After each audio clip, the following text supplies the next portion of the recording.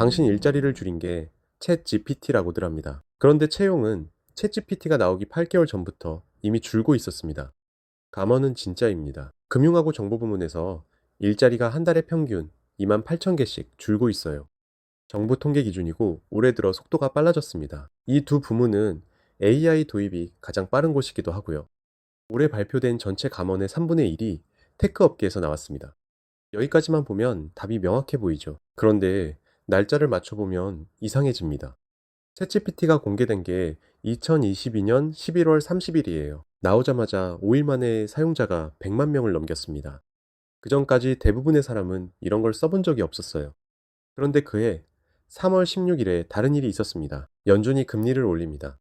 2018년 12월 이후 처음이었고 남은 회의마다 계속 올리겠다고 예고했어요.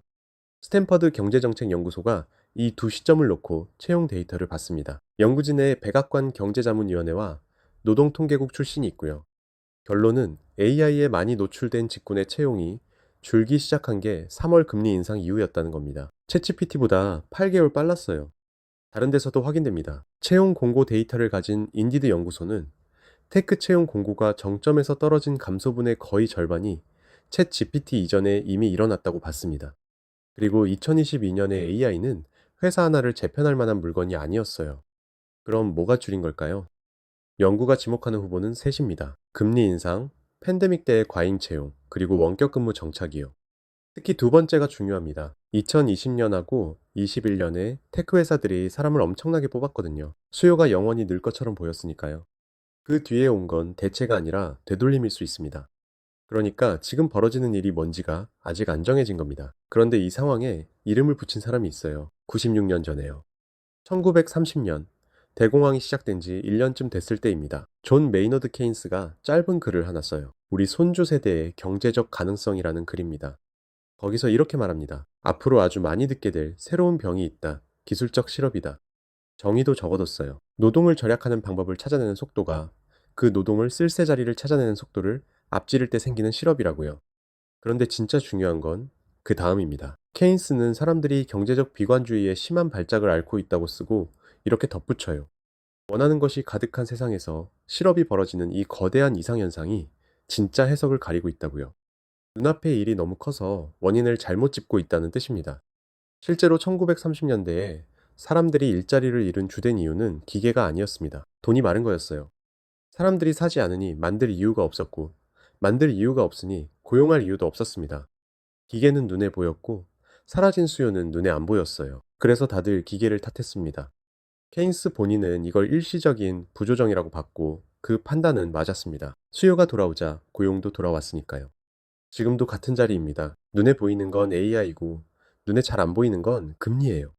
금리가 오르면 회사는 미래에 쓸 돈부터 줄이는데 채용이 딱 그겁니다. 있는 사람을 자르는 건 눈에 띄지만 안 뽑는 건 아무도 기사로 안 써요. 그래서 조용히 먼저 일어납니다. 그렇다고 AI가 아무 상관없다는 얘기는 아닙니다. 오히려 반대쪽 증거도 분명히 있어요.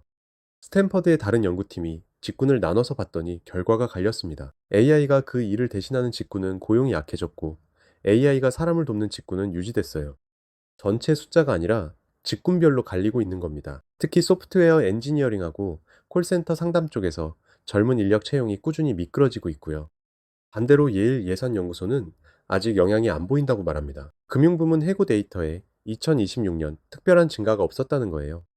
AI는 대량 해고가 아니라 안 뽑고 빈자리를 안 채우는 방식으로 먼저 작동하고 있을 수 있습니다. 정리하면 이렇습니다. 감원은 진짜인데 그게 AI 때문이라고 말하기엔 시점이 안 맞고 그렇다고 AI가 무관하다고 하기엔 직군별 신호가 있습니다. 그럼 이게 어떻게 갈릴까요? 저희는 판별할 수 있는 시점이 곧 온다고 봅니다. 금리가 충분히 내려갔을 때요. 내려갔는데 채용이 돌아오면 돈 문제였던 겁니다. 금리가 내려가도 AI에 노출된 직군만 안 돌아온다면 그때가 진짜 AI 효과가 시작된 시점이에요. 지금은 두 원인이 겹쳐 있어서 못 가르는데 하나가 빠지면 갈립니다.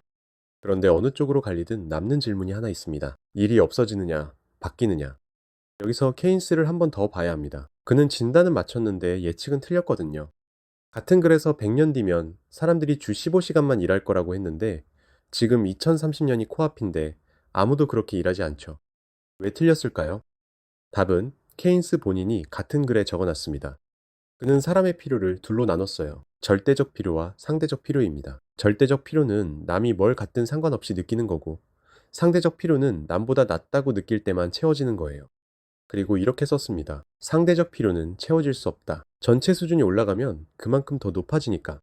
그래 놓고 낙관했어요. 절대적 필요가 채워지면 사람들이 돈 버는 일 말고 다른 데로 갈 거라고요.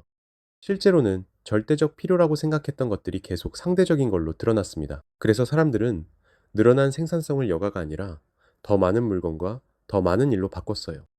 그럼 그 새로운 일은 얼마나 생겼을까요? 숫자가 있습니다.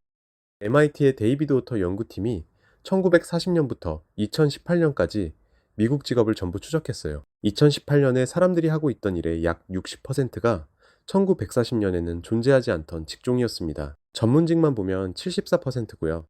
일이 사라진 게 아니라 갈아탄 겁니다. 그런데 같은 연구가 반대쪽도 보여줍니다. 자동화가 없앤 일자리를 시기별로 나눠보니 1980년부터 2018년 사이에 없앤 게 그 앞 40년의 2배였어요. 없애는 속도가 빨라진 겁니다. 그리고 새 일이 생기는 자리도 옮겨갔습니다. 1940년부터 80년까지는 중간 임금의 생산직과 사무직에서 생겼는데 1980년 이후로는 고임금 전문직과 저임금 서비스로 갈렸어요. 가운데가 빈 거죠. 이 속도 차이에는 경제학 용어가 있습니다. 데런 아제모울루하고 파스쿠알 레스트레포가 2019년에 정리했는데요. 자동화가 사람을 밀어내는 걸 대체 효과, 사람이 잘하는 새 일이 생기는 걸 복원 효과라고 부릅니다. 그리고 지난 30년을 분해해 봤더니 이렇게 나왔어요. 대체는 빨라졌고, 복원은 약해졌고, 생산성 증가마저 둔화됐다. 셋이 동시에요. 이게 왜 중요하냐면, 새 일이 생기는 속도 자체가 느려졌다는 뜻이거든요. 방금 오터의 60%를 근거로 낙관하려던 참인데, 그 낙관에 반대되는 측정이 이미 나와 있는 겁니다. 그리고 여기서 눈치채셨을 수도 있습니다. 1930년에 케인스가 쓴 정의 기억나시죠? 노동을 절약하는 속도가 새 자리를 찾는 속도를 앞지를 때 생기는 실업. 2019년 논문이 하는 얘기가 정확히 그겁니다. 89년 뒤에 같은 걸 수식으로 다시 쓴 거예요. 문제가 그동안 안 풀렸다는 뜻입니다.